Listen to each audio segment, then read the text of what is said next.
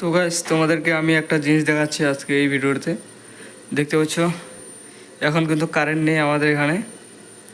তো আমি কিন্তু ইনভার্টার দিয়ে চালাচ্ছি, কিন্তু এই ইন্ডিকেটারটা জ্বলছে না। তার কারণ আমি পিছন থেকে এই প্লাগটা খুলে রেখেছি। দেখতে পাচ্ছ এই প্লাগটা ইনভার্টার থেকে খুলে রেখেছি যাতে আমার এক্সট্রা এনার্জি লস না হয়। কারণ ইন্ডিকেটারটা জ্বললেও মিনিমাম নিবে 100-200 মিলি অ্যাম্পিয়ারের মতো নিবে। তো এর জন্য আমি ওটা খুলে রেখেছি এবং আমি এখন চালাচ্ছি আমার এই ফ্যানটা। দেখতে পাচ্ছ এই চেয়ারে বসে বসে আমি এতক্ষণ হাওয়া খাচ্ছিলাম, কারণ এখন কারেন্ট নেই, যার কারণে আমার ওই ঘর থেকে এই করে এসে এখন হাওয়া খাচ্ছি। দেখতে পাচ্ছ এখানটায় তো হাওয়া খুব ভালো। তো স্পিড আরও রয়েছে, তোমাদেরকে দেখাচ্ছি। দেখতে পাচ্ছ স্পিড বাড়িয়ে দিলাম, কিন্তু আরও স্পিড রয়েছে।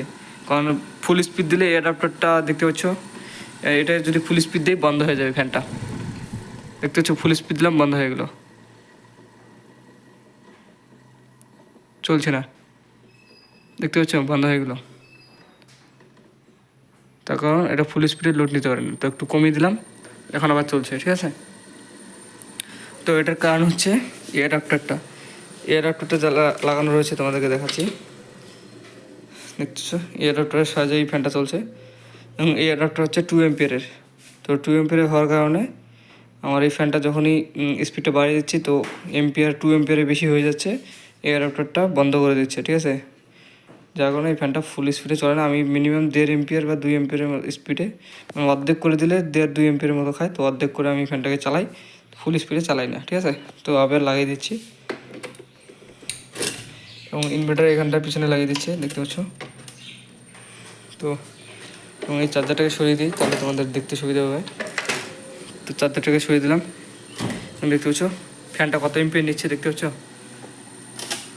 তোমাদেরকে দেখাচ্ছি 13 ভোল্ট রয়েছে এবং 2.48, মানে এম্পিয়ারটা একটু বেশি দেখাচ্ছে, কারণ ইনভার্টারটাও কিছু এম্পিয়ার নিচ্ছে, কারণ ইনভার্টারটাও এম্পিয়ার কিছু নেয়, আর অ্যাডাপ্টারটা 2 এম্পিয়ারের চলছে, ঠিক আছে।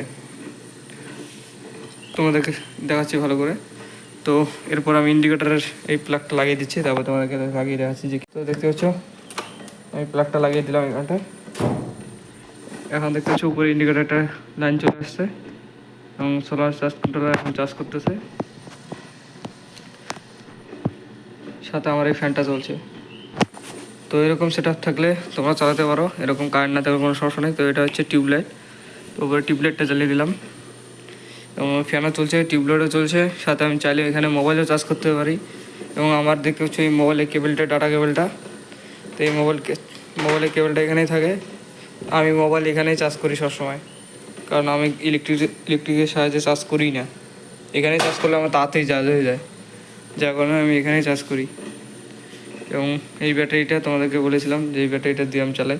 তো এই ব্যাটারিকে আমি সরিয়ে দেওয়ার ব্যবস্থা করতেছি, কারণ এই ব্যাটারির জায়গায় আমার লেড অ্যাসিড ব্যাটারি দিয়ে চালাবো। কারণ লিথিয়াম ব্যাটারিটা একটা প্রজেক্ট তৈরি করবো, সাইকেল লাগাবো, সাইকেল, ইলেকট্রিক সাইকেল। তো তোমাদেরকে বলে দিলাম, কারণ ওটার গ্যারান্টি নেই, লাগাতে পারি নাও লাগাতে পারি। যদি না লাগাই তাহলে এই ব্যাটারিটা এখানে থাকবে, আর যদি ইলেকট্রিক সাইকেলটা বানাই তাহলে এই ব্যাটারিটাকে নিয়ে নিতে হবে, কারণ এই ব্যাটারি মিলে আর একটা ব্যাটারি কিনে আমার 24 ভোল্ট বানাতে হবে। এটা হচ্ছে 12 ভোল্টের ব্যাটারি, তো আরেকটা ব্যাটারি নেবো, 24 ভোল্টের হয়ে যাবে। তো দেখতে পাচ্ছ কারেন্ট না থাকা সত্ত্বেও আমি এখন একটু হাওয়া খেয়ে নিই গাইস, খুবই গরম লাগছে। তো দেখতে পাচ্ছ খুব ঠান্ডা ঠান্ডা হাওয়া। এরকম সেটা তোমরাও করতে পারো, খুব কম খরচে হয়ে যাবে, বেশি টাকা খরচা হয় না, শুধু ব্যাটারিটার দামটা একটু বেশি পড়ে। আর সোলার প্যানেলটা তোমার একবার খরচা করলে 25 বছর তো ফ্রি বিদ্যুৎ তো পাবে, এক্সট্রা চলবে। 25 বছরের ওয়ারেন্টি থাকে সোলার প্যানেলে, যে কোনো সোলার প্যানেলে। তো এবং কন্ট্রোলার দেখতে পাচ্ছ, কন্ট্রোলারটা আমার এটা। তো এরকম সেটা তোমরা করতে পারো লেড অ্যাসিড ব্যাটারিতে, বাইকের ব্যাটারি বা টোটোর ব্যাটারি, ঠিক আছে, ই রিক্সার ব্যাটারি, এইসব ব্যাটারি দিয়ে তোমরা আরামসে সেট আপ করতে পারো, পুরাতন ব্যাটারি নিয়োগ করতে পারো। কিন্তু সোলার প্যানেলটা আমি তোমাদেরকে সাজেস্ট করবো তোমরা 100 ওয়াটের বেশি নিবে, কারণ এই 40 ওয়াট সোলার প্যানেল দিয়ে ব্যাটারিটাকে চার্জ করতে সারাদিন লেগে যায়। তাও আমি ফ্যানটা চালাই, কারণ রাত্রেবেলা আমি চার্জারটা দিয়ে মাঝে মধ্যে চার্জও করি, যখন ব্যাটারি চার্জ কম থাকে চার্জারটা দিয়ে চার্জ করি। তো ভিডিওটি আজকে এই পর্যন্তই, কেমন লাগলো অবশ্যই কমেন্ট করে জানাও। তো দেখা হচ্ছে নেক্সট ভিডিওতে, টাটা, বাই বাই।